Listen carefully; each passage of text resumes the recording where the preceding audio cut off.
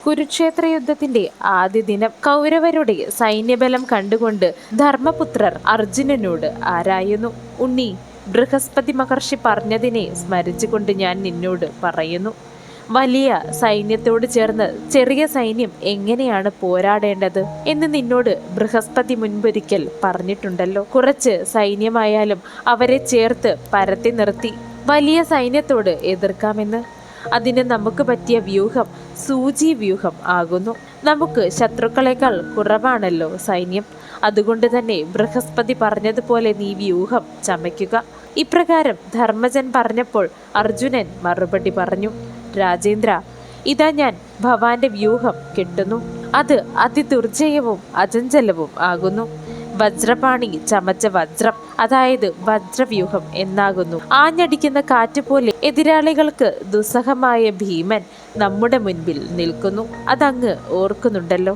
ക്രോധത്തോടെ നിൽക്കുന്ന ഉഗ്രകർമാവായ ഭീമനെ പോരിൽ നേരിട്ട് കണ്ട് എതിർക്കുവാൻ ധൈര്യമുള്ളവരായി ആരുണ്ട് ഈ ലോകത്ത്? ഞാൻ ആരെയും കാണുന്നില്ല എന്ന് പറഞ്ഞ് അപ്രകാരമുള്ള വ്യൂഹം ചമച്ചു അർജുനൻ. കുരുക്കൾ വന്നതായി കണ്ടപ്പോൾ പാണ്ഡവന്മാരുടെ മഹാസൈന്യം നിറഞ്ഞു കവിഞ്ഞൊഴുകുന്ന ഗംഗാനദിയെപ്പോലെ ശോഭിച്ചു. സൈന്യവ്യൂഹത്തിന്റെ മുൻപിൽ ഭീമനും അപ്രകാരം ദൃഷ്ടദ്യുമ്നനും നകുലനും സഹദേവനും ദൃഷ്ടകേതുവും നിന്നു. പിന്നെ അക്ഷൗണിയോടുകൂടി വിരാട രാജാവും നിന്നു. ആ രാജാവിനെ കാത്തുകൊണ്ട് അനുജന്മാരും പുത്രന്മാരും പിൻപുറത്തായി നിന്നു. ഭീമന്റെ ചക്രരക്ഷയ്ക്കായി ശ്രീമാന്മാരാകുന്ന മാതൃപുത്രന്മാരും ദ്രൗപദേയന്മാരും, അതായത് ദ്രൗപദിയുടെ മക്കളും അഭിമന്യുവും നിന്നു. അവരുടെയൊക്കെ മുൻപിലായി ദൃഷ്ടദ്യുമ്നനും നിന്നു. അവനോട് ചേർന്ന് പടയിൽ ശൂരധികളായ പ്രഭദ്രകന്മാരും നിന്നു. അതിന്റെ പിന്നിൽ നിന്ന് ശിഖണ്ഡി അർജുനന്റെ രക്ഷയ്ക്കായി ഭീഷ്മപഥത്തിനായി ഒരുങ്ങി നിന്നു. അർജുനന്റെ പിന്നിലായി ശക്തനായ സാത്യകിയും നിന്നു. പിന്നെ ചക്രരക്ഷയ്ക്കായി ഉത്തമൗജസ് യുധാമന്യു പാർഷദൻ കേകയന്മാർ ദൃഷ്ടകേതു ചേകീദാനൻ എന്നിങ്ങനെ പലരും നിന്നു.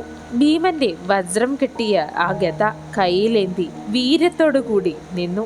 പടയുടെ നടുവിലായി ഭാരത ശ്രേഷ്ഠനാകുന്ന യുധിഷ്ഠിര രാജാവ് സഞ്ചരിക്കുന്ന പർവ്വതം പോലെ വലിയ ആനകളോടുകൂടിയും അക്ഷൗണിയോടുകൂടിയും നിലകൊണ്ടു. പാഞ്ചാല രാജാവായ യജ്ഞസേനൻ വിരാടന്റെ പിന്നിൽ ചെന്ന് നിന്നു. അവരുടെ തേരുകളിൽ ചന്ദ്രസൂര്യ പ്രഭകളാൽ സ്വർണധ്വജം നാനാ ചിഹ്നങ്ങളോടുകൂടി വിളങ്ങി.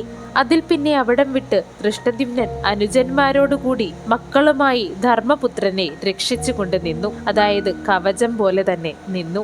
അർജുനന്റെ തേരിലെ തേർക്കൊടിയായ മഹാശക്തനായ കവി അവിടെ നിന്നു. വൃഷ്ടി, വാൾ, വേല് എന്നീ ആയുധങ്ങളോടുകൂടി മുൻപിൽ അനേകായിരം കാലാൾ പടകൾ ഭീമസേനന്റെ രക്ഷയ്ക്കായി നടന്നു. മതം പൊട്ടുന്ന പത്മഗന്ധികളായ 10,000 പൊന്നണിഞ്ഞ ഗജങ്ങൾ ചൊടിച്ചു നിന്നു. കത്തുന്ന കുന്നുപോലെയാകുന്നു അവ. ചൊരിയുന്ന കാർമേഘം പോലെയാകുന്നു അവ. വർഷകാലത്തെ കാർമേഘം പോലെ യുധിഷ്ഠിര രാജാവിനെ പിന്നിൽ നിന്ന് തുണച്ചു. ഇരുമ്പുലക്ക പോലെയുള്ള ആ വലിയ ഗദയെടുത്തുകൊണ്ട് ഭീമനും ആ പെരുമ്പടയെ അണിനിരത്തി. ദുരാദർശനും മഹാശയനും അർക്കനെ പോലെ സൈന്യത്തിൽ ഭീമൻ ശോഭിച്ചു. വജ്രമെന്ന ആ വ്യൂഹം, പാണ്ഡവർ കെട്ടിയ വജ്രമെന്ന ആ വ്യൂഹം നിർഭയവും അതിബലമുള്ളതും ആയിരുന്നു.